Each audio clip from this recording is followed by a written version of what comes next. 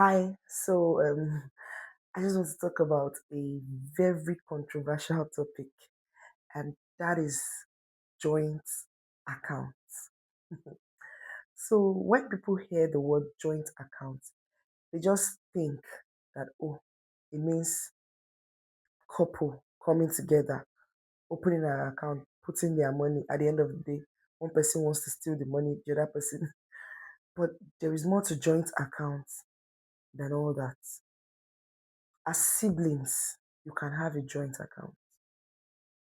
Say three children, because usually joint accounts is mostly comprised of like three people, at most three people. So you can have two, you can have three. Do you understand? So those people will come together and say, okay, we want to open this account. Maybe um we want to open this account and then save towards a particular project, a particular thing. So as siblings, you can run a joint account. As friends, you can run a joint account. And then as partners, you can also run a joint account. As siblings, you can decide, okay, I want to save towards probably a building project for your parents or even for yourself or for the family. Or you just want to do something. And it's not advisable to actually keep the funds in one person's account. You can easily just come together and then open a joint account and give us an instruction in the bank and say, okay, either if you see maybe A and B, you can treat whatever request you have. Or if you see the three of us, you can. So when you say if you see the three of us, you can treat whatever request you have. That means if two of those three people come, they will not be attended to. The three have to come. So you design the way you want the account to actually function. Same with the friends too. As friends, you can just come together and say, okay, this is our friendship, this 2026, we want to go into real estate. How do we go into real estate? Everybody would bring this particular amount because you do like a projection or maybe say 5-year plan. Say, okay, everybody will bring this particular amount within maybe a year or two or three, depending on what you want to do. Let's say, okay, every month, we're like three now, want to go into real estate. Every month, everybody has to bring like, say, every month, everybody has to bring like 100K or 500K every month. Do you understand? Everybody knows that, okay. But instead of keeping that money a in someone's personal account or opening a business account just because you want to be contributing money, because it's a different thing when the business is up and running and then you need a business account actually, but this one is just for like a contribution. You can open a joint account for that purpose, and then every month what you people do is put this money. So if we have three friends and okay, we are meant to be contributing 500K every month, the three of us, so that means every month 1.5 M has to come into that account, and you can calculate that quarterly, you can calculate that yearly, and see what you get at the end of the day. It actually teaches someone discipline. I love joint account because it teaches someone discipline, and you know that you are accountable to other people. Do you understand? You can tell yourself, I want to be saving this also amount towards this project, and you might not keep up with it. When you have a joint account and you know that everybody needs to pay, and then you see someone's alert and the other person says, oh yeah, and on the group they are disturbing you, pay your own money now. And then you know that nobody can go through the back and just get your funds. It's not possible. It's not like the local contribution that someone can just take the money and run away. This one, you people are saving towards a project and you're diligent. And the sweetest thing about it is that you would earn interest on it every single month. Earn interest on it. So why not if not?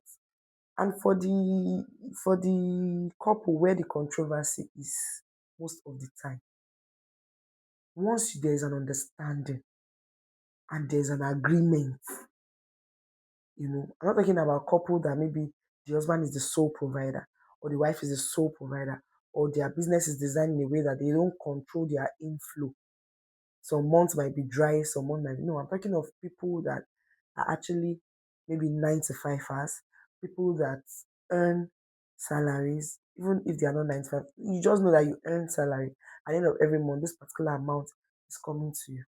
Then as a couple, you can. Because it is well structured and it teaches you discipline. If you say, okay,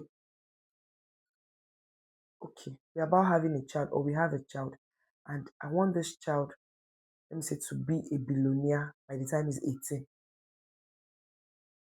That means you have like roughly 17 or 18 years to save for that child. There are two ways.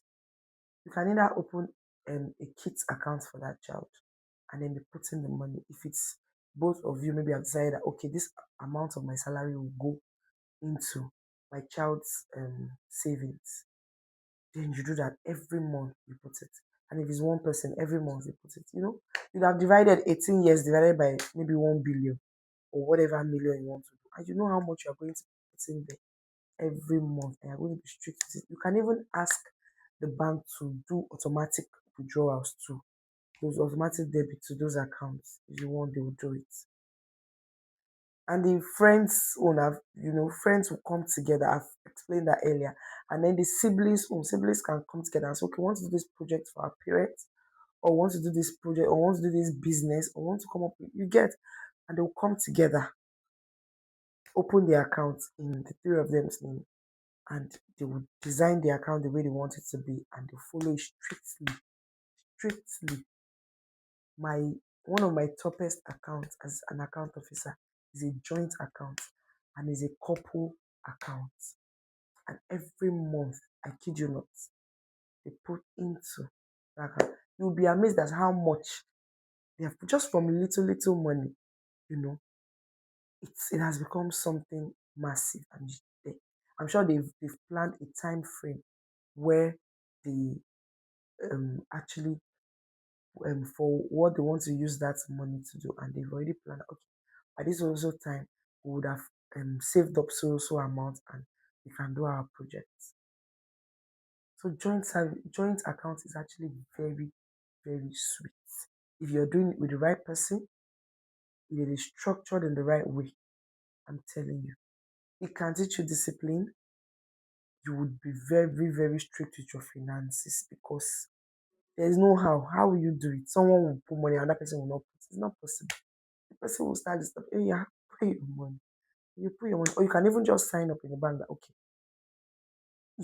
deduct this particular amount automatically from my account. At the end of the day, you see how much you've achieved. Do you understand? So this 2026, you can decide as a spouse to run a joint account. You can decide as friends instead of going for different parties and just spending money on things that don't really matter. Why not spend things why not spend money on things that matter? Come together as friends. You can go into real estate, you can go into anything, you can go into any business and just say, okay, for this period of time, you're going to contribute this particular amount and you will do it. And as siblings too, you can decide, okay, I want my parents to be maybe house owners or land owners in less than how many years, and then you begin to save towards it, and voila, you will even earn interest on it every month. So um, it's and the process is not something serious at all. You just need your valid ID cards. All of you that are opening joint account, your valid ID cards, one passport photograph, and that's all. If you're even interested, you can comment in the comment section. I'll pick it up from there. You don't even need to come to the bank. So